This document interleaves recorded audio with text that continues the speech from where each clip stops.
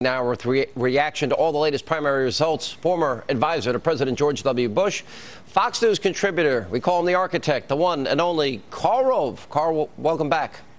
Thanks for having me, Sean. All right, your reaction, first we had Alaska, Murkowski loses. You had Rand Paul beat the establishment candidate, Sharon Angle. Now it's Delaware. Your reaction? Yeah.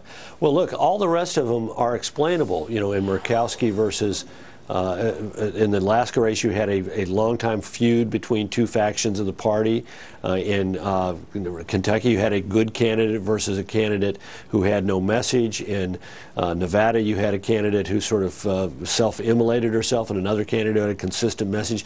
This is the inexplicable one because Christine O'Donnell has come on here at the very end of the campaign, and there's a huge turnout tonight in Delaware. The total was estimated to be 30,000 people going into the primary, and it's come out 56,000, and she has dealt a defeat to one of the state's longest and best known and thought to be most beloved political figures, a former governor and 9-term Republican congressman in Mike Castle. So this is the one that's unusual because this is not a campaign that has been going on for a year where you had one candidate who was consistently doing better as a candidate than the other, as in the case of Rand Paul, and there were not deep sort of family and tribal disputes as we had in Alaska between Miller and Murkowski, and we didn't have a candidate who committed suicide, political suicide, by saying things that got him in trouble with the voters.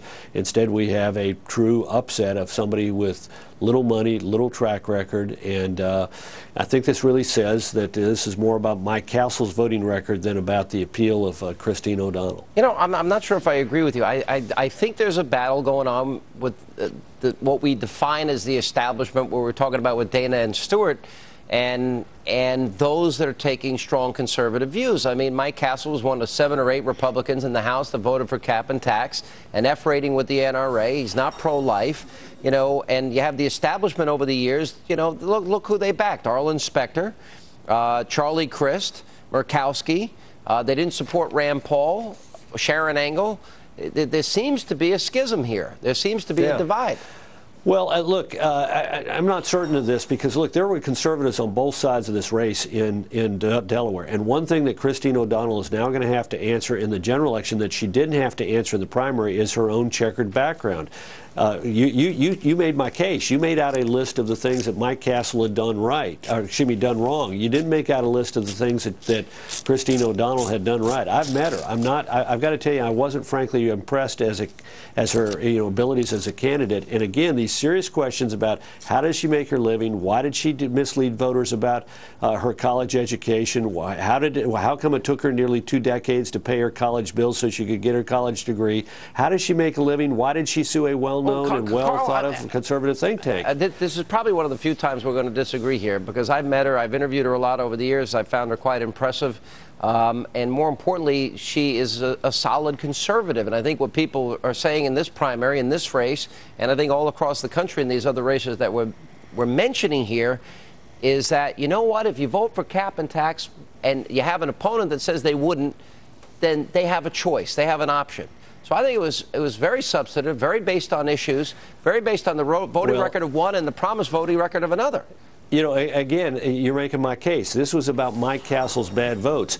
It does conservatives little good to support candidates who, at the end of the day, while they may be conservative in their public statements, do not evince the characteristics of rectitude and truthfulness and sincerity and character that the voters are looking for. And we'll see how she can answer these questions. She sure as heck didn't answer them thus far in the campaign. Well, and now in the general election, she will be asked about it. I interviewed her, and I felt her explanations were far more plausible than was Did played you ask her? Did you ask her about the people who are following her home to her headquarters and how she's checked each night in the bushes? Did you ask her? I mean, there are just a lot of nutty things she's been saying that just simply don't add up to it. It sounds like you don't support her, but I will tell you, I think I'm for the Republican, but I got to tell you, we were looking at 8 to 9 seats in the Senate.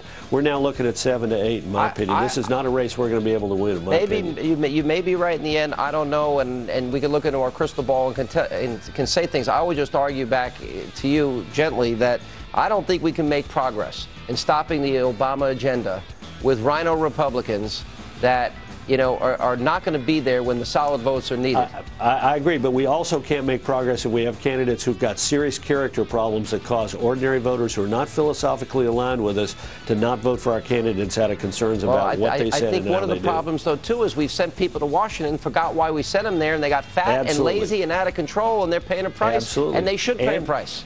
And in 2006, we had people who had really violated the people's trust by engaging in acts of corruption, which is why the Democrat culture of corruption theme was so powerful in 2006. I don't even hear one allegation that begins to compare to Charlie Rangel or William Jefferson or anything like that. These seem that's not a very good defense. These seem to be trumped up charges from my standpoint that the Republican establishment was throwing against her, which by the way, violated whatever happened to Reagan's 11th Commandment. I agree, but look, she attacked him by saying that he'd had a homosexual relationship with a young age with not a bit of evidence to prove it. I heard the tape, and she made a lot of these things. She said in that interview that she was not making that accusation. Well, I heard the tape in the very interview. That was the second interview. She'd already previously spread the rumor. I mean, come on. I mean, look, she's got a chance now. We'll see how well, you know. Let you and I have a private side bet on this one, but I think that at the end of the day, she's going to have to answer these questions in a way that the people of Delaware find convincing,